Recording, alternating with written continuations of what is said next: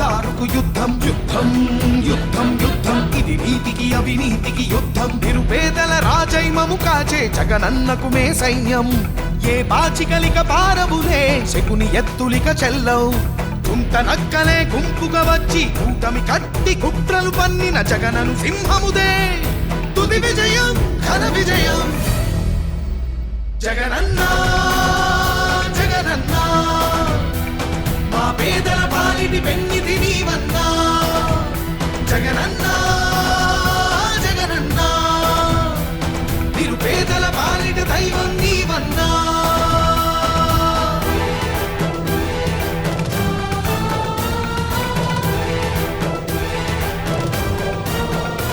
మన జెండా మోసేది ప్రతి నియోజకవర్గంలో మీటింగులలో పాల్గొనేది ఆ పేదవాడే పాల్గొంటాడు అని చెప్పి సందర్భంగా తెలియజేస్తా ఉన్నా. కష్టాలే రాకుండా కాపాడే మా దైవం మా కన్నీళ్ళన్నీ తుడిచే మనసున్న మానేస్తం గతకాలపు పాలకులే మసి చేసిన బతుకులకు ఆశల ఊపిరినే పోయగా వచ్చాడే మా కొరకు అడగనిదే అన్నం పెట్టి ఉండేందుకు నీడను ఇచ్చి ప్రతి గడపకు వెలుగులు పంచి వరమిచ్చిన నాయకుడు జనబలమే తన బలమై. ఈరోజు ఈ రాష్ట్రంలో జరుగుతున్న సంక్షేమ అభివృద్ధి ఫలాలను ప్రజలు కూడా అంతా కూడా చేరువుగా ఉన్నాయి.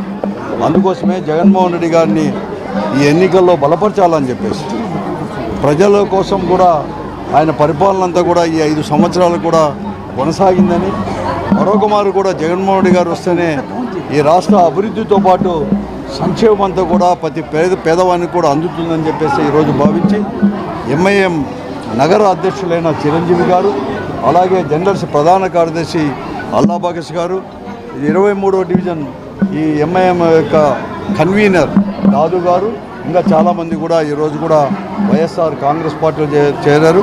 వారందరినీ కూడా సాధారణంగా కూడా మేము ఆహ్వానిస్తున్నాం. కూడా ఈరోజు ఈ ఎన్నికల్లో ఒక ఊసరవిల్లు మాదిరి ఈరోజు తెలుగుదేశం పార్టీ కానీ వారి నాయకుడు వారి అధినేత చంద్రబాబు నాయుడు కూడా వ్యవహరిస్తున్నారు.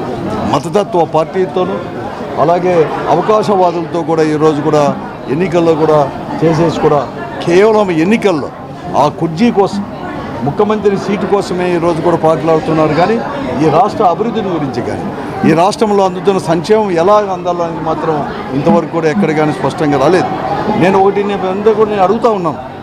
ఈరోజు మీరందరూ కూడా 2014 ఈ రాష్ట్రం విభజించినప్పుడు మీ మూడు పార్టీలు కూడా మోడీ పార్టీ, బీజేపీ పార్టీ కావచ్చు, తెలుగుదేశం పార్టీ కావచ్చు, జనసేన పార్టీ కావచ్చు, అందరూ కూడా కలిసి మీరు దాదాపుగా 4 సంవత్సరాలు పరిపాలించి ఎన్నికల ముందు కూడా ఇదే చంద్రబాబు నాయుడు గారు ఏమి అడిగారు?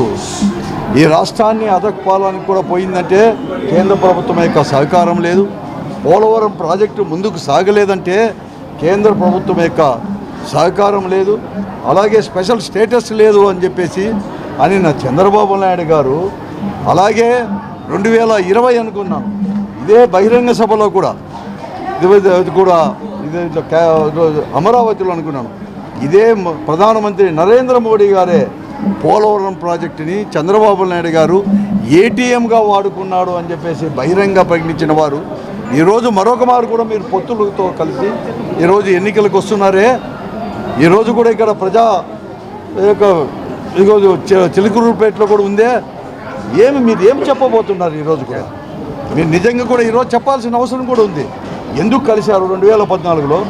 ఏమి చెప్పారు ప్రజలకి, రాష్ట్ర ప్రజలకు? తర్వాత మళ్ళీ ఎందుకు విడిపోయారు? తర్వాత మళ్ళీ ఈరోజు ఎందుకు కలిశారు?